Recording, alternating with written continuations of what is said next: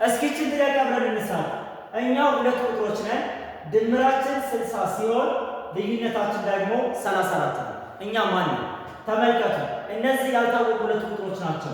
ሀ ሲደመር ለ እኩል ይሆናል ሀ ሲደመር ለ እኩል ይሆናል 60።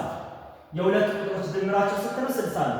ልዩነታቸው ደግሞ ሀ ሲቀነስ ለ እኩል ይሆናል 34 ነው። ሰው ቁጥሮችን ለማወቅ እነዚህን ደምሯቸው። ሀ ሲደመር ሀ 2 ሀ ለ ሲደመር ሲቀነስ ለ ኔጌቲቭ ይሆናል ማለት ነው፣ 0 ይሆናል።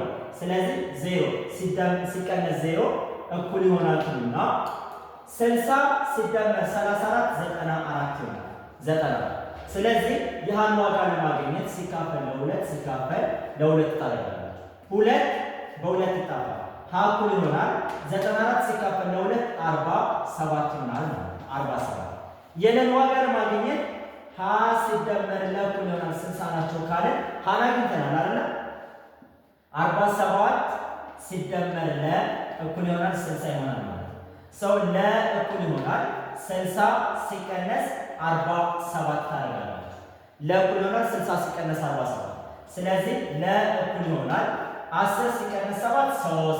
የኛው ስላበደረ 5 ይሆናል። 5 ሲቀነስ 4 ስንት ይሆናል? 1 ይሆናል ማለት ነው። ስለዚህ መልሶ 13።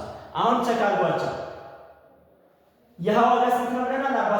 47 47 ሲደመር 13 እኩል ይሆናል 60 ነው።